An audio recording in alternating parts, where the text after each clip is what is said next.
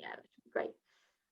Okay, so I just wanted to start by just introducing myself to any of you that I haven't yet met or haven't seen in some time. It's really nice to be able to, have this time with you and to be talking about something that isn't COVID.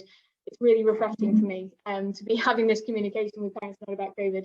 And so, yeah, I'm Charlotte. I'm the Group Operations Officer for LBO.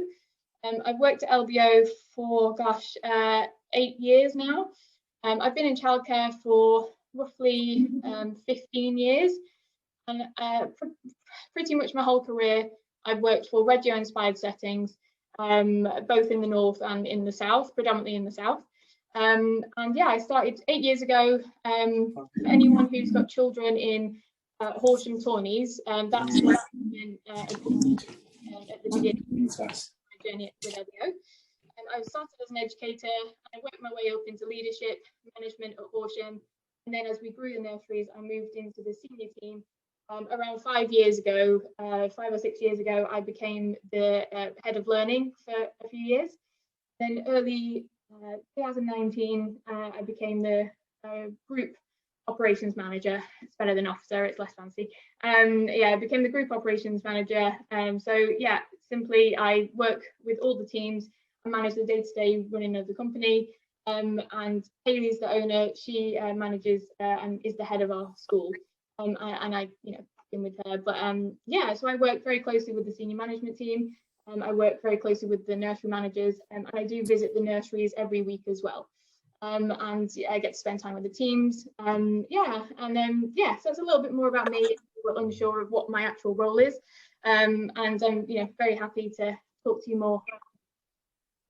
Okay, so like I said, for the past 17, 18 months, it's been a lot of COVID, obviously, and whilst that's still very present in my mind, certainly, with navigating all your little ones as well, I'm very now keen and excited to be doing some more things like this. And those of you who haven't been with us a long time, we used to do a lot of parent workshops in person, mainly, where we could share a bit more about what we do. We bring in experts as well, but I really just wanted to set up some workshops where we just get to give you more of an insight into how we work, and and just kind of work together. It might hopefully give you some helpful tips. The most requested one that I had was this, which was supporting children's emotional literacy, and a lot of requests for how we support boundaries in behaviour in a positive and productive way at LBO. And so I thought I'd start with that. Okay. I've tried to break the workshop up into a few sections. So I'm going to start with the kind of foundations for behaviour, which obviously is emotions. So I'm going to go through a little bit about emotional literacy, how we support children to navigate their own emotions. I'm going to come out of this.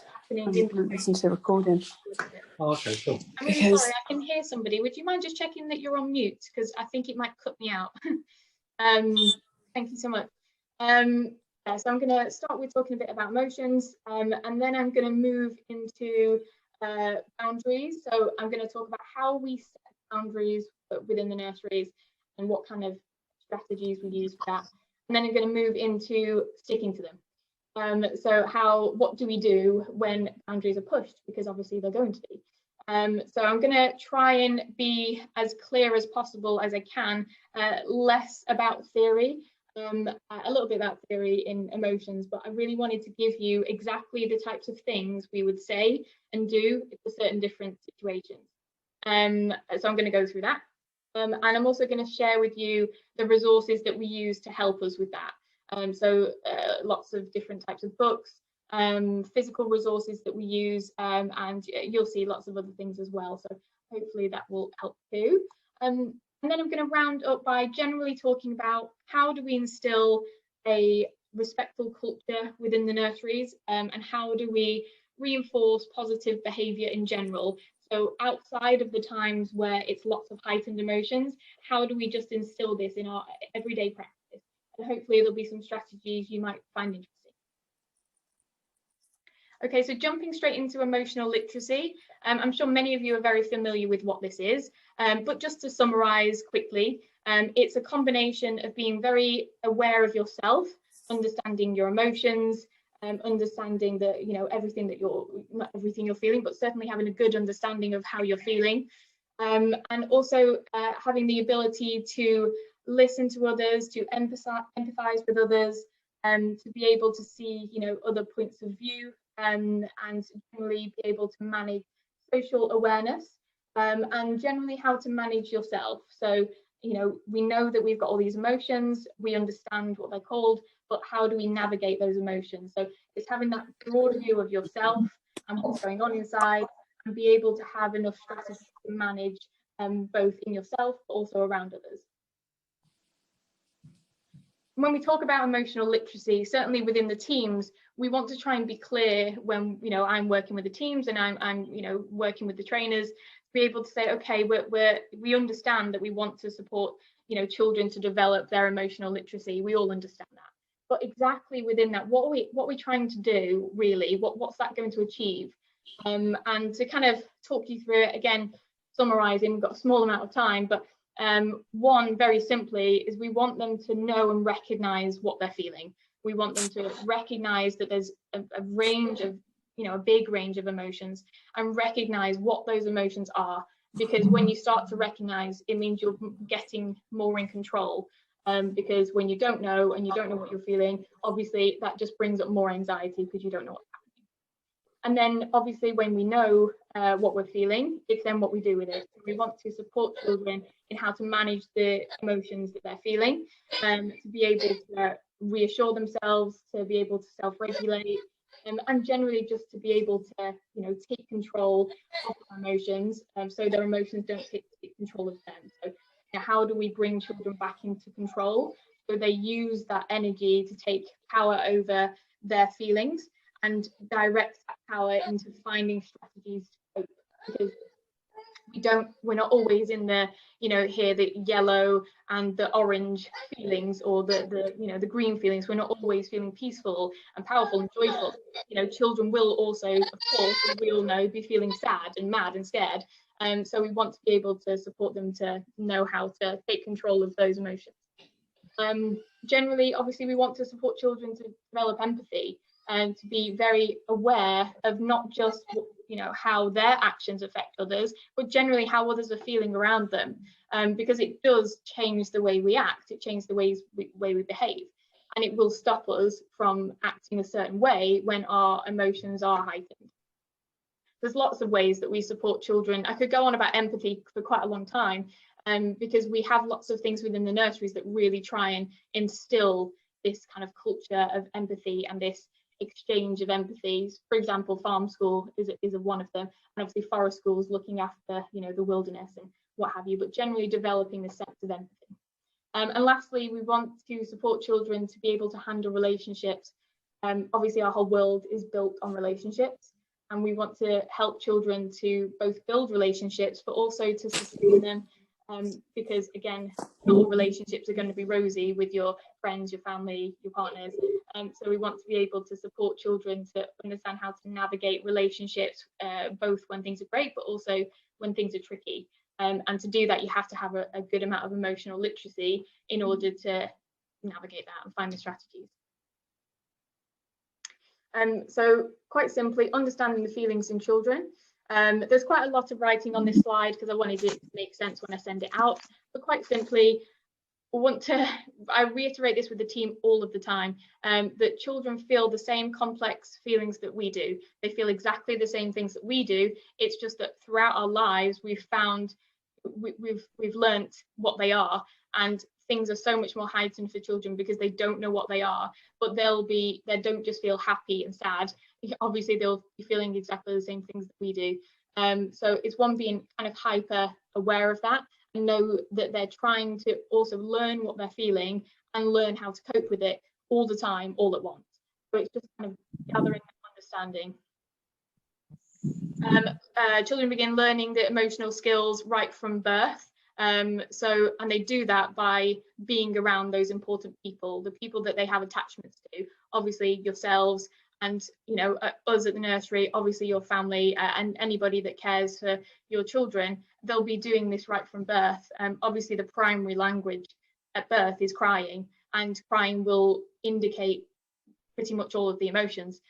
So right from there is helping children to navigate the broad amount of emotions that they are feeling and how to manage that.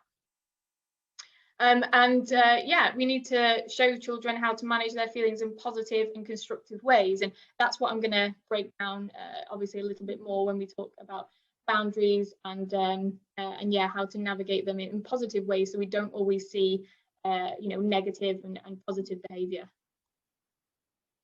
Okay, so how do we, and how could you, and I'm sure you do, but how could you support children to express their feelings in really healthy ways? Obviously, one of the main ones is you talk about emotions a lot. You name emotions a lot. Obviously, naming emotions comes into play in a very strong way when we talk about boundaries, but you don't always want to rely on the times where children are pushing boundaries to be exploring emotion, because then they're going to associate just emotions being negative or in some way negative. So we find lots of ways of doing that. We have, I'm not sure whether you're aware, but we have proposal times with children in the mornings where we propose the day's projects and the general activities that they can be doing as part of our emergent curriculum.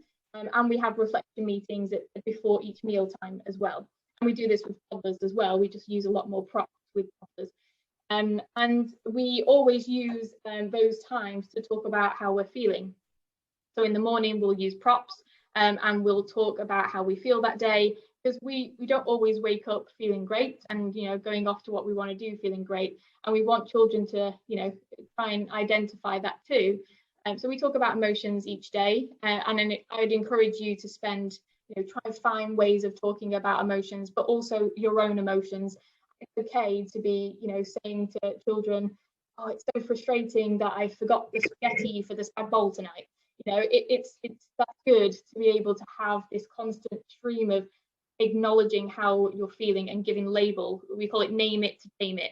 I'll talk about that a bit later. So, it's really important that we, find ways of talking about emotion throughout the day.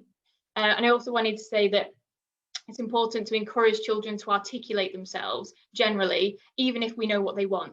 So again, we'll talk about boundaries a little bit later, but it's important that when we notice something happening around them that they might get mildly frustrated by, even though let's say, I don't know, they drop a cup and a bit of water spills out, and that has made them slightly uncomfortable, or it's made them a bit frustrated, or a bit cross.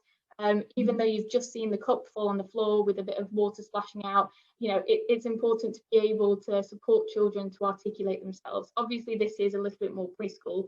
I wouldn't expect, younger toddlers to be able to explain everything, but it's still important to encourage them, to say, oh, what just happened?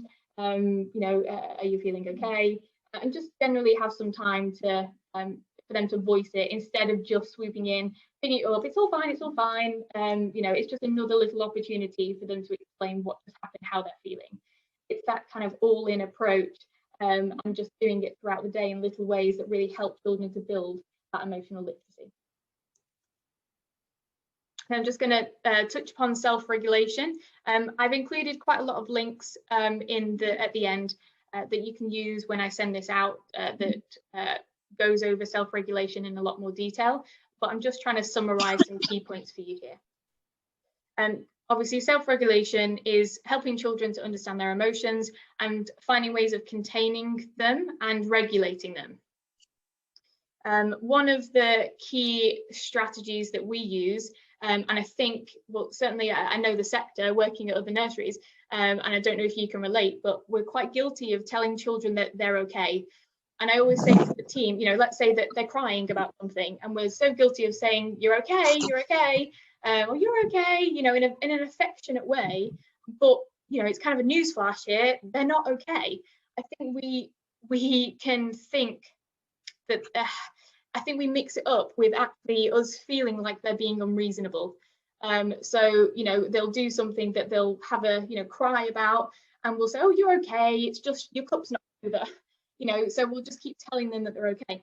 it doesn't change how they're feeling. So, whether we think they're okay and we know they're okay, and whether, we think they're being unreasonable by crying at something very simple that we can solve, it won't change that in their mind and their brain that they're not okay. So by you not exploring what's happening there with them, they will just get some sense that they're being belittled a little bit, and they're not being heard because they're obviously upset. So we just need to acknowledge that they're upset. So instead of saying you're okay as a comforting mechanism, we'll address how they're feeling, and we'll just say that we'll show them that they've been heard.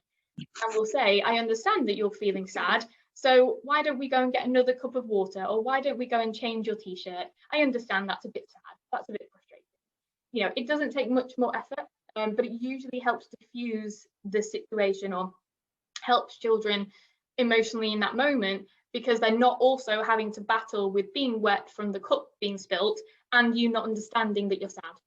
So when they've got somebody who's important to them that gets it, they tend to cope with that quicker, and also they're finding other ways each time when you do that of expressing that emotion. And maybe later on down the line they can say, I'm feeling frustrated that I've just dropped my cup, and that's a little tip that usually works really well for us. Just summarising, children need to feel heard, valued and understood. So that's why that little shift makes a big difference. And offering your help. Is there anything that I can help you with? Because I know that must be really frustrating for you. At LBO, we want children to feel safe with us, and this comes with navigating situations together. Again, when we talk about boundaries, we're going to kind of show how we shift our perspective to not just trying to manage the situation, but try and navigate it together. And it's the same here with self-regulation. So if you try and move your perspective into how the child might be feeling, then you can help to navigate that situation come out with it. So I just want to talk, obviously there's lots we could talk about the brain, there's lots happening in children's brains, but there's just two things that I wanted to kind of take note of here. And we're going to look at fight, flight, freeze responses, and also the idea of flipping the lid, which we're going to start with. I understand you probably can't see all the writing here, so don't worry about it. And I think you can see me, and I might be quite small, but it will give you an idea. So this is just a way of simply explaining what's happening in the brain when emotions are taking over. So if you think of your hand as a brain model, and at the base of your brain, represented here is by the wrist, is your brain stem.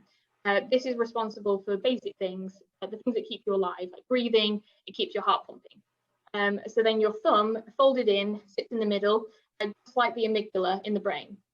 The amygdala is responsible for sensing danger and telling the brain and body that there's danger. And then if you fold your fingers down, your fingers are like the prefrontal cortex. That's the part of the brain that helps us manage emotions and make complex decisions. So that's kind of nicely sitting over the amygdala. When fear, danger, or intense emotion overwhelm our amygdala, our prefrontal cortex goes offline and we flip our lid. That's why sometimes it's so hard to make thoughtful decisions when we're really upset. And when that happens, you need time to have a break and reflect, because everything in that moment, when the emotions have taken over and it's switched the connections in your brain, that's not a time to try and just diffuse the situation and learn about emotions. It's the time where you just need to calm down so we can get things back in order and everything can get back into place. Our team have found that very useful when we've done this training before, is to just understand what's going on, that there is brain stuff happening essentially. Yeah, so we've always found that quite useful. And obviously I'll talk a bit more about heightened emotions a little bit later. Also, this general model of the brain, and you can call it your upstairs brain and your downstairs brain.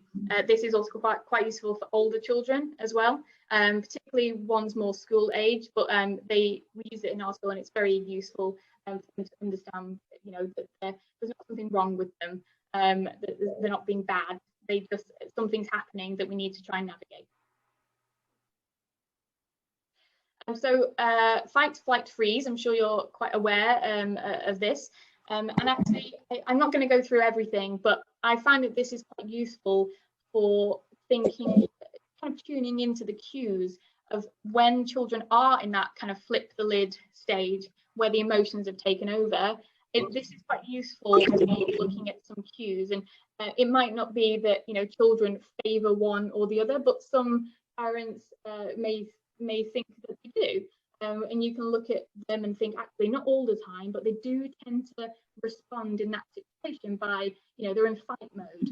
And this is a well-known approach, different approaches that humans can take to be in that flipping the lid stage. So I won't run through all of them, but just some examples of if you're, you fight in response to that, kind of disconnecting, I guess.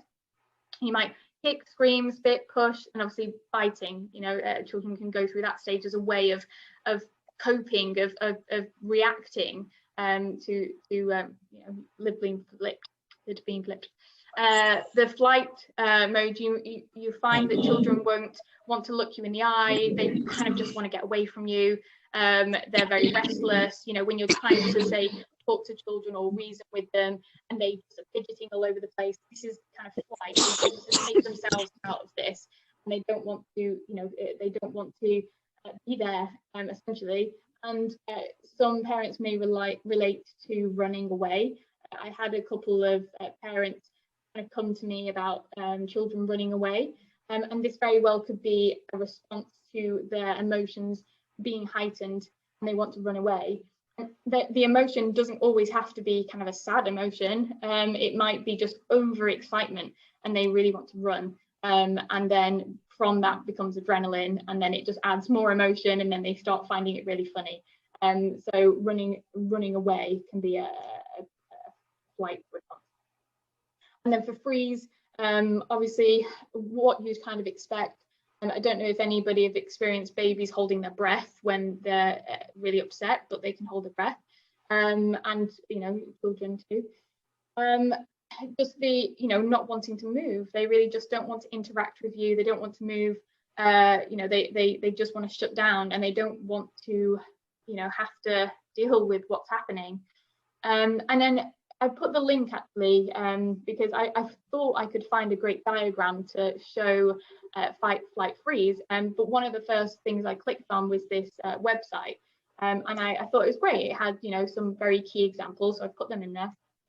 And there is a little section because you'll see in the freeze it has whining. It's not the best way to phrase it, but I think we all understand what it means. So I'm going to use it. I'm going to talk about it because within the article, and they explain that they've put whining in freeze because, and it might seem a little strange, but when children sometimes are kind of whining, they're not really letting go of what's happening, but they're also not fighting, and they're not running away. If they whine as a stalling tactic sometimes, because they're just in a state of not being happy about it, but they don't know what else to do about it. So I think that makes sense. So I'll have that in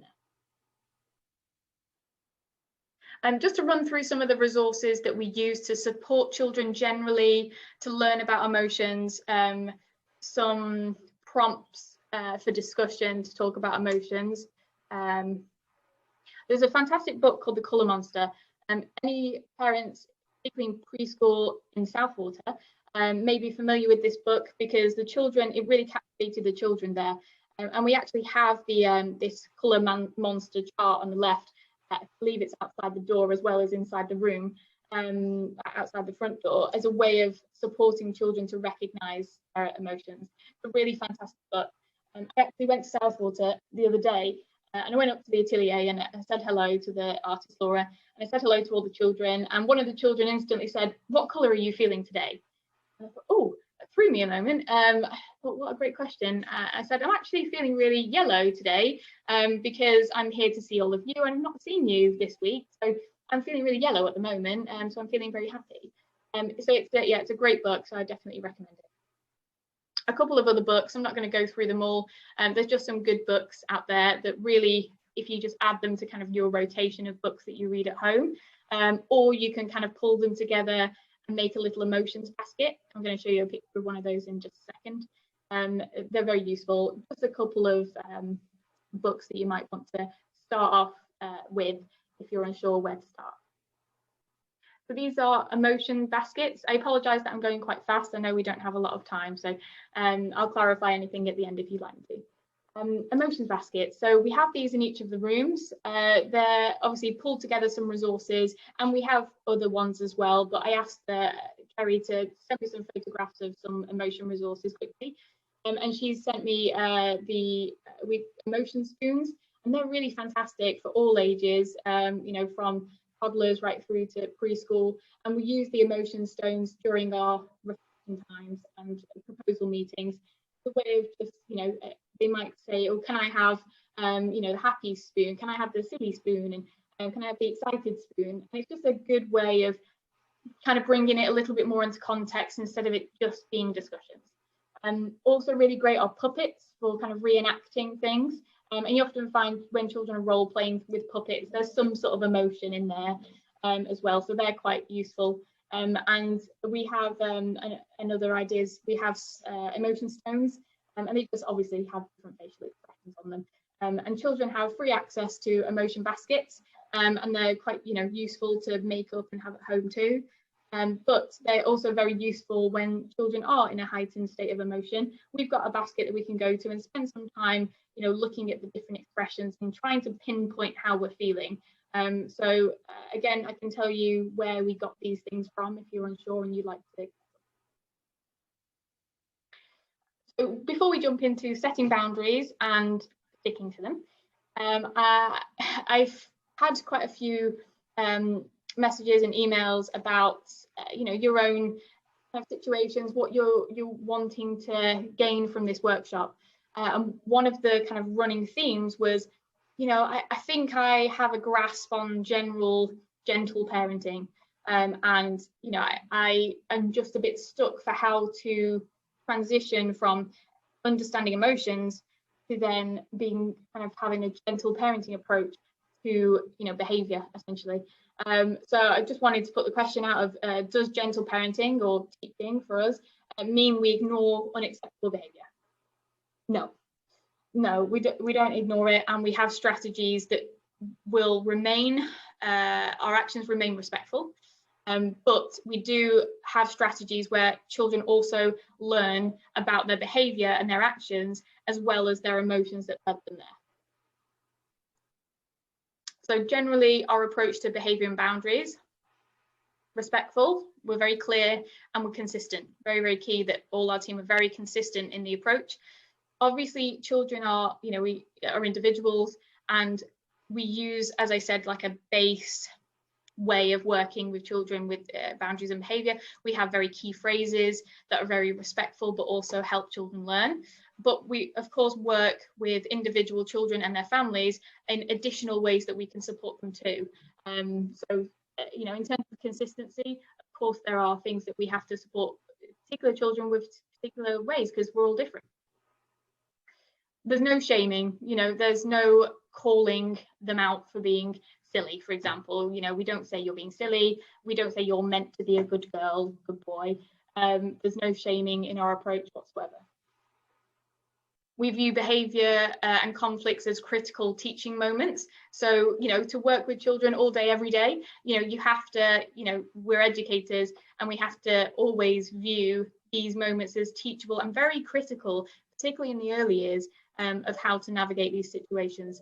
I don't think anybody, you know, particularly should be in childcare if they are just constantly annoyed by children's behavior all the time. So we you know, kind of retrain your brain when you're in, particularly in early years, working with, you know, one of our groups has, well, it's actually split into two now because of COVID, but one of our preschools has up to 50 children a day, 2 to 5 year olds. So it's important that we see those as critical teaching moments.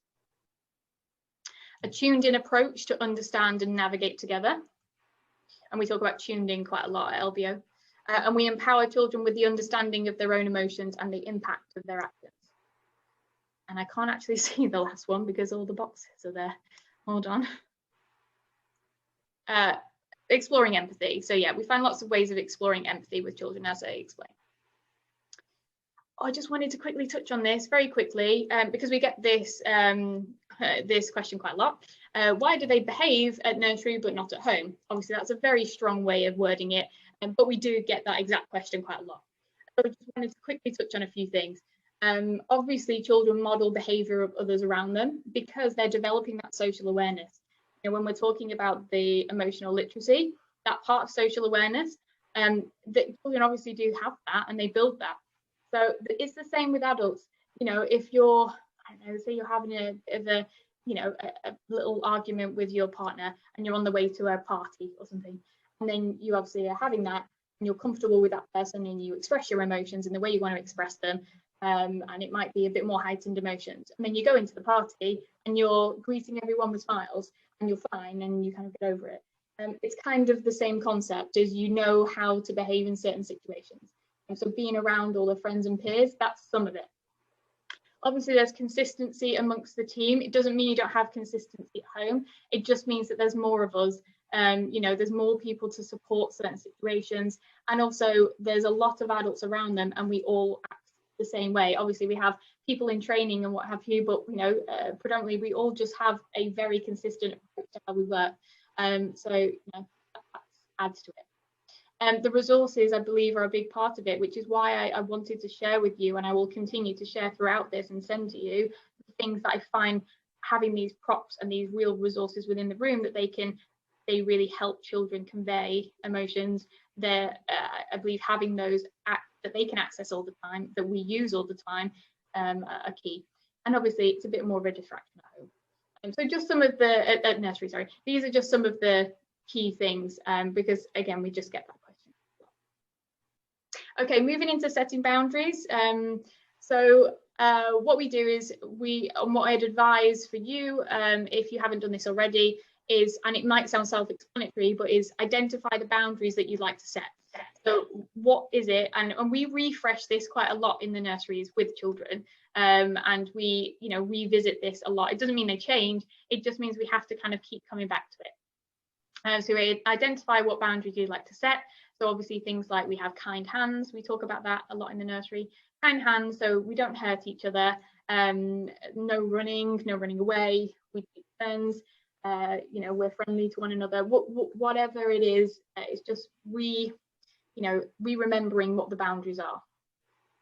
I would advise that you then share that with the people that are working, you know, that are with your children, the people that care for your children fairly regularly, who then you know that they're going to make more of an impact than kind of visiting friends and family and what have you. So if they stay with grandparents quite a lot, you might want to say, look, I'm using these strategies, you know, we need it to be consistent. So would you help me here? And so I'd share that with, you know, with everybody as well. We involve children in setting boundaries as well. Obviously, if appropriate, obviously babies, they can't, but we will involve children where we can. And that might be in the form of, you know, all sitting around together as a group, and we talk about our boundaries. We talk about, you know, how, you know, what makes you feel respected. You know, how do we want to be at nursery? What's kind? What do we feel is not kind? Yeah, and we set those boundaries. It's, you know, it's great for them referring back to them. So we might make that in the form of a list that we put together that we have up in the nursery. We might have, I'll show you some photographs in just a second of some of the children drew some of these rules, and they drew them and we had them printed through our printers and they're documented on the wall. So I'll show you a picture of that because drawing can be great. And we introduce children to what will happen if the impulses take over and the agreements are broken. So I'm going to talk a bit about it in a minute, but we might show them the kind of calm down kits or the emotions baskets, or you know, some of the things that we'll be using that, you know, when emotions, when they're flipping the lid, we are able to, you know, kind of show them, well, this is what we'll use because this is what's going to help you. So, you know, kind of expect that these are some of the things that we're going to use to help you. So I just wanted to quickly show you, these are fairly old now, so they're not in the best nick, but it gives you an idea. And it's quite nice. We've got children's voice throughout the nursery, and this is kind of no exception. So a great drawing, actually. So don't scrunch up people's work. Invite people to come and play with you, and cats, apparently. walking feet inside, no running, you'll distract other people, and so on. We have more of them, and in other nurseries we have kind of lists that we've made up as well, so it's quite useful to draw children into that. Okay, moving on to, great, we've made the boundaries, so what happens now, you know, when those boundaries are pushed, because obviously they're going to be, because they're full of emotion. Okay, so on a broad view, this is generally our responses to tuning into behaviour. And then I'm going to go into some more specifics in a moment, because I know this is fairly general and, you know, there's lots of different situations, I guess. So our educators will always get down to children's level. Skipping one here, but we try and make eye contact as much as possible. But obviously, if we refer back to the flight, you know, children sometimes they just can't, and we're not going to waste all our time making them stare at us when actually, you know, they can listen. And so where possible, we, you know, try and have eye contact. We're warm, we're open, we don't make prejudgments. This is really key to how we work with behaviour. Is we start our sentences with "I understand," usually, or something along those lines. I do have a list of phrases which I'll be sending to you, which is part of this. So we start our sentences with "I understand," and then we name it to tame it. That's, you know, what we tend to say in the nursery. So we name it to tame it. So for example, we'll say, "You seem really angry," or "You seem really sad or frustrated that so and so has just taken that from you," or what have you. "I think you feel it's really unfair that." So obviously, being the kind of leaders in that situation, being the, you know, people that are here to teach them and to help them, we need to assess what's going on and to try and name what they're feeling as much as possible. And every time that this happens, they start to understand what's going on, because each time that they get to the point where they're crying, they're upset, they're lashing out, they don't have control of what's happening within them. So we need to help them. So we name it to tame it. And then we might refer, if they're in a state, they're not in kind of meltdown, they're not flipping the lid, they're just frustrated or angry or upset. We go back to, we'll say, you know, one of our agreements is that, you know, we don't run inside, we don't break each other's work, we take turns, what have you. Always say, you know, one of our rules are, and then we can kind of refer back to them, you know, on kind of a low level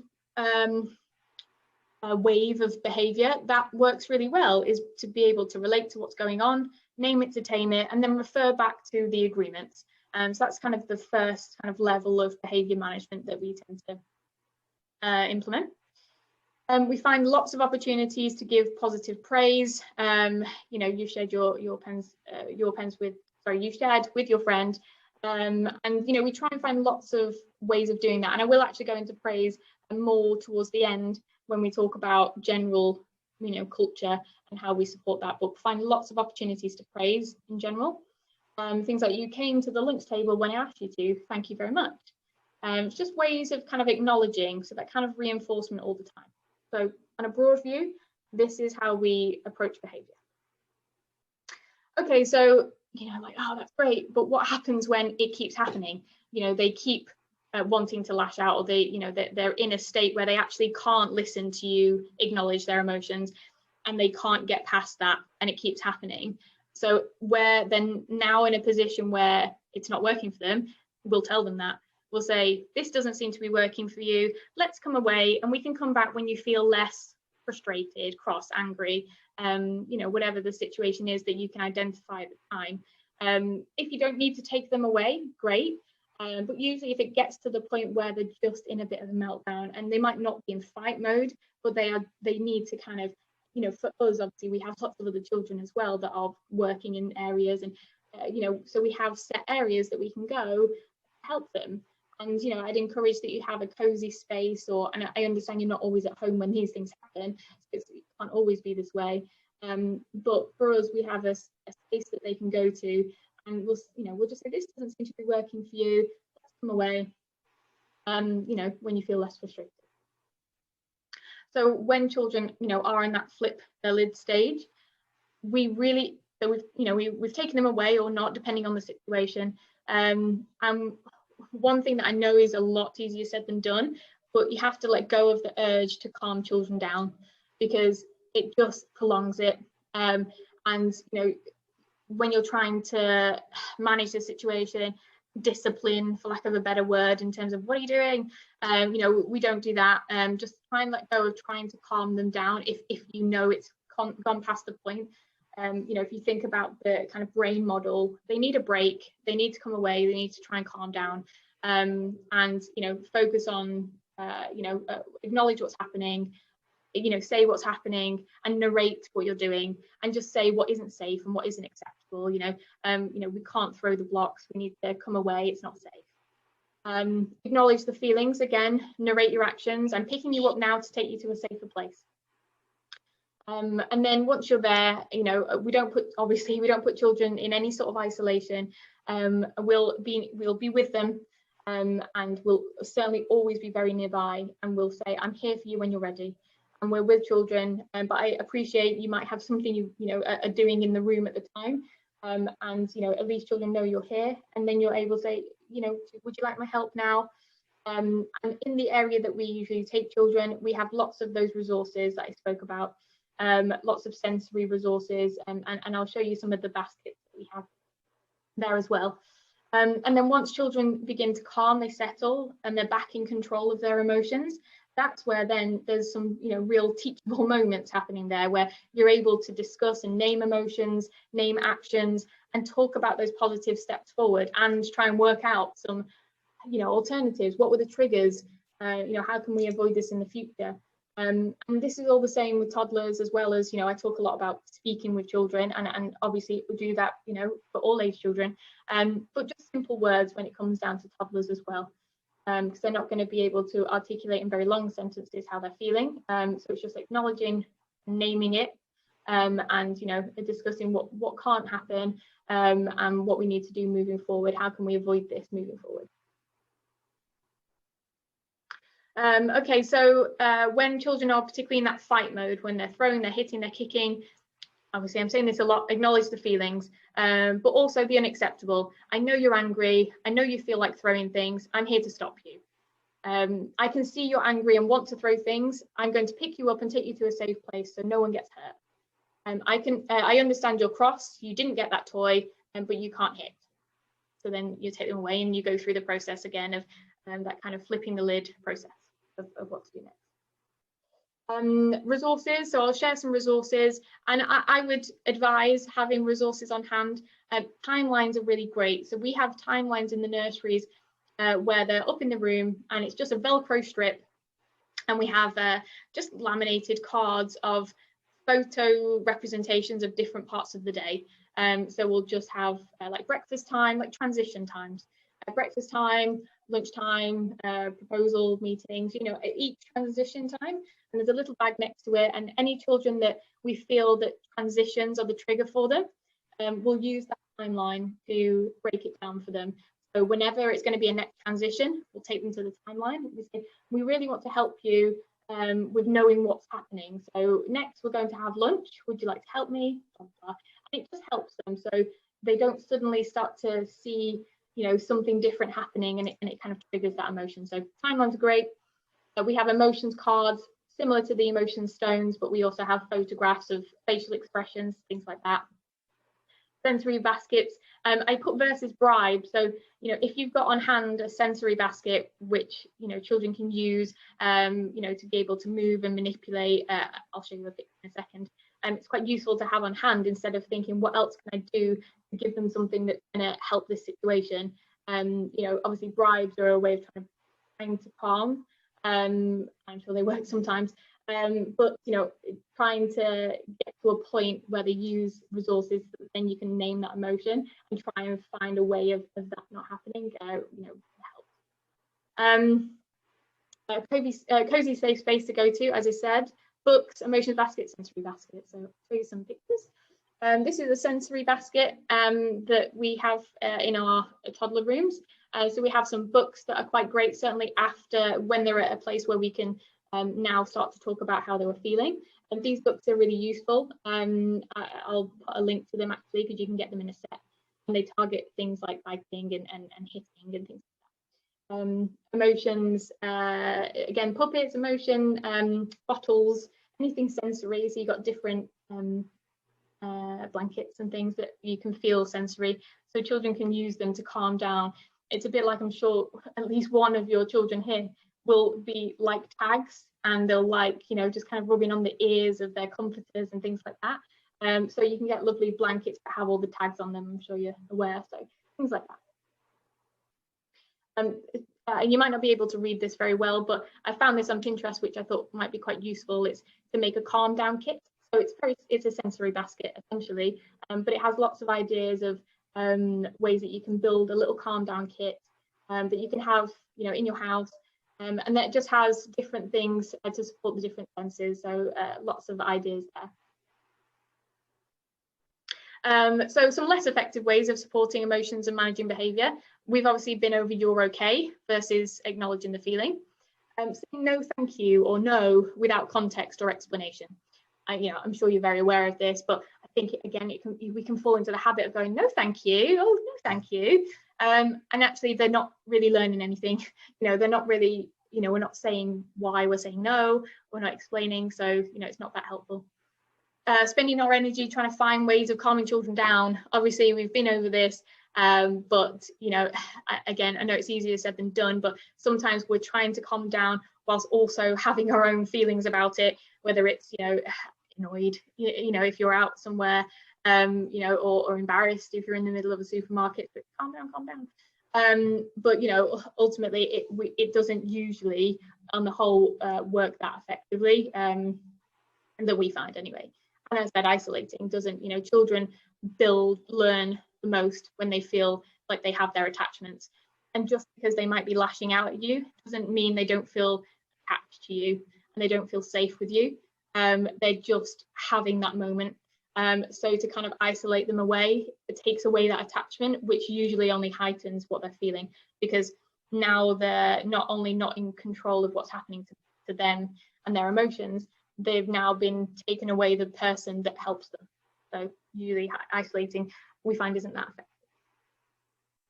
Some key phrases here, a lot of them I've kind of been through. One thing I would like to pick out is sometimes where children are on the verge of kind of going into that flipping the lid stage, but they're still in a state where they can acknowledge what's going on.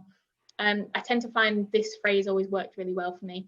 So let's say I'm in the nursery and I'm doing that snack time before children go home. So we're talking like 5:30, children getting tired, and you're going around and you're giving out breadsticks. Let's say you give breadsticks out, you know, and children, a child finishes one of them, and they say, "Oh, I'd like another breadstick, please." And you go to say, well, I need to make sure that all children have had one and there's enough to go round. But sometimes children are tired and they don't want to listen to what you've got to say unless you're handing them a breadstick. So, you know, that's where they might start to cry or, you know, get into a place. So I often find by going over to children and saying, would you like a breadstick? And then they at least know straight away that you know what they want. So you say, would you like a breadstick? Okay. Why don't we come and count the breadsticks to see that there's enough for everybody to go around? Would you like to come and help me? So sometimes I found that you can save moments like that. Consistency, obviously, goes without saying, consistency. So speak to those who care for your children. We're on this page, so don't worry about us. Ensure that they're supporting you with the consistent approach.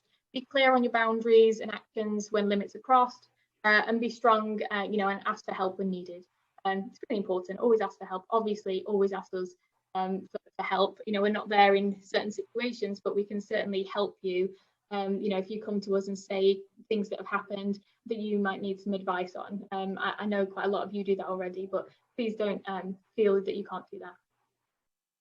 And lastly, and this is quite quick, before we kind of move into if you'd like to go over some questions. Again, I'm very aware that I've gone pretty fast, so hopefully it's been okay. But motivating positive behaviour. Timelines we've already been over. They're great anyway for generally just narrating what's about to happen. So they're really useful. And in general, if you don't want to or don't feel it's necessary to make something physical, generally talking through and in general narrating what's going on is usually great for children because they're not in a lot of control about what's about to happen. So narrating helps. Give children choice. So allow children to feel powerful and in control of themselves. Lots of choices all throughout the day. And again, I can go into choice for a long time, and I'm more than happy to talk to any of you more about how to give children more choices if you like. Praise good choices. Obviously, we need to be praising great choices. Praise when children actually talk about their emotions. Praise when children are self-regulating their emotions. Make sure you're praising effort, not just the achievement. Over time, this reduces feelings of frustration when they can't complete goals. So we can try and take some of that frustration away when we're praising effort, which brings loads of benefits. But in terms of behavior, sometimes frustration can be triggered when you can't do something. You know, we can all relate to that. But if we're instilling the culture of praising how we get somewhere, or praising when we fail, and then get back up and try something else, that really instills, you know, an awful lot. And narrate anything out of children's control. Obviously, I've linked to that a little bit. You know, I don't know if you remember a few months ago, could have been years ago, it's been a crazy year and a half, but I remember that I think there was an article or something was circulating about asking children to change their nappy. And actually, I remember my husband saying to me when I got home one night, he was like, "Oh, have you read this thing where, you know, people are saying now that you need to ask children to change their nappy? Isn't that a little bit crazy?" And I said, "No," I said, "we've been doing that for years." And I think people think that, you know, you give this control over to children and you know, they're not going to be able to cope with it. They can't change their own nappy. Well, obviously they can't. But, you know, we need to respect children, and this really helps their, you know, understand what's happening to their body. They feel the same things as we do. So we need to be able to explain what's going on and to explain that their body's theirs in you know, this respect, which is why we narrate when we are about to wipe a baby's nose, even though they might not understand the sentence. "I'm going to wipe your nose now." You know, they will start to really understand as they grow, and they'll understand this phrase, and they'll understand key words within that, wipe nose, and that's about to happen. Because, you know, if you think about it, you know, you might, you know, we previously might have, you know, gone to babies, got a wipe, and just wiped their face after their lunch from behind. You know, they're sat at the table, the high chair. You know, and if you wipe children's face without, you know, telling them first, and there's a reason why they go, "Whoa," because, you know, they don't know what's happening. It's no different to someone doing that to you. It's coming from behind and getting a wet wipe and wiping your face. So anyway, slightly off topic, but in terms of narrating what we do, we just need to narrate what's out of children's control so they can gain more understanding about themselves and understanding about what's happening for themselves. And it all filters through.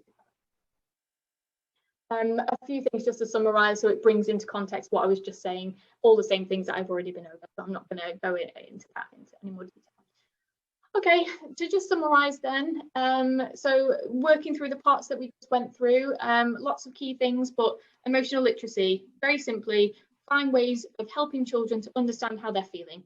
Talk about it lots. You might want to use resources, books certainly, just, you know, heighten the awareness about feelings and help them to understand it at any point that you can. Set boundaries, decide on the boundaries that you want to set, be consistent, and lead it with confidence. You know, everyone needs a strong leader. You know, the best leaders are the ones that lead with empathy, but they also lead with confidence.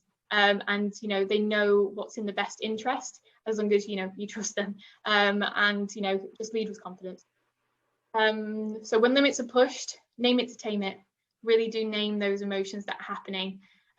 Show understanding, show that you're there to help them. You understand what's going on, but also acknowledge that I'm also here to help you when it gets, you get out of yourself. You know, you're not in control of yourself anymore. Acknowledge when those boundaries are pushed. And in general, positive behavior, you know, give lots of choices and praise lots. Praise, you know, just in general, that, you know, good choices, you know, when they're expressing their emotions. So I'm sure there's lots of others that I could go into, but, you know, those ones are really key, I believe. I really like this quote. So we can't direct the wind, but we can adjust the sails. And I think that for important people working with, you know, with young children, I think that's very apt. I think it makes a lot of sense, that we do play a very critical role, and gentle parenting isn't just about, you know, letting children explore their emotions and do what they want to do. Yes, it is about that, but we also have to help them in lots of other ways to navigate through that too. And lastly, so we want to shift our point of view, so we're sharing the child's point of view, so shift our perspective and navigate problems together. Yeah, and so yeah, that's it really.